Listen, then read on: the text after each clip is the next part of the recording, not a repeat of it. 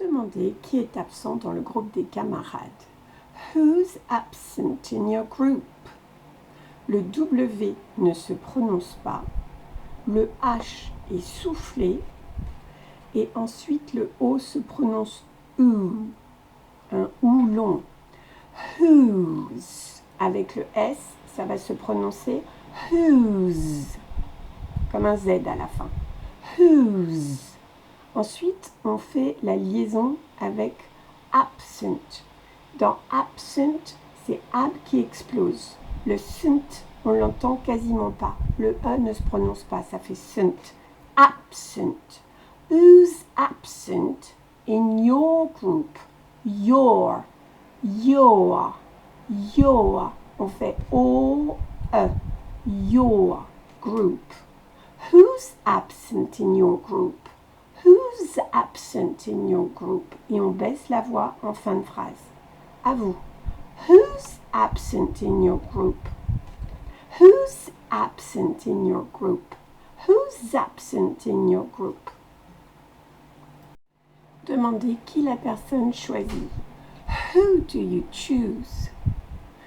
Who do you choose?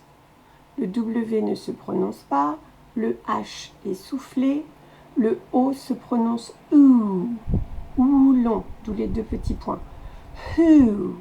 Le do, ici on l'entend presque pas, il est presque de. Who'd.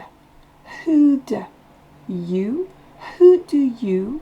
Et le CH en anglais se prononce ch. Who do you choose? Who do you choose? On baisse la voix en fin de phrase. À vous de vous entraîner.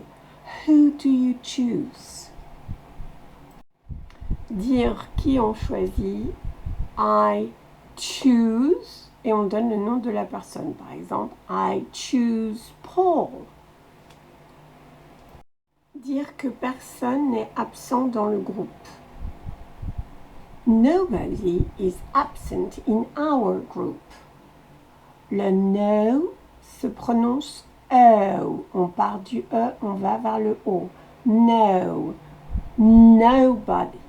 Nobody. On explose le no. Nobody. Nobody is absent in our group. Our. On va du A, on va vers le O. Nobody is absent in our group. À vous. Dire que Paul est absent dans le groupe. Paul is absent in our group. N'oubliez pas la liaison entre le is et absent. Is absent in our group.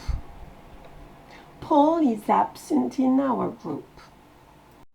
Dire que Paul et Marie sont absents dans notre groupe. Paul and Mary are absent in our group.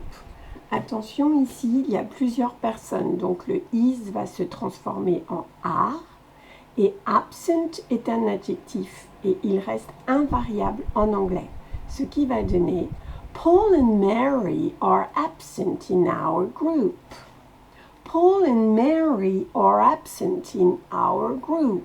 Il y a une liaison entre le are et absent qui fait que le E de are ne se prononcera pas. Paul and Mary are absent in our group. Dire qu'on a déjà posé la question des absents. We have already asked the question about the absentees.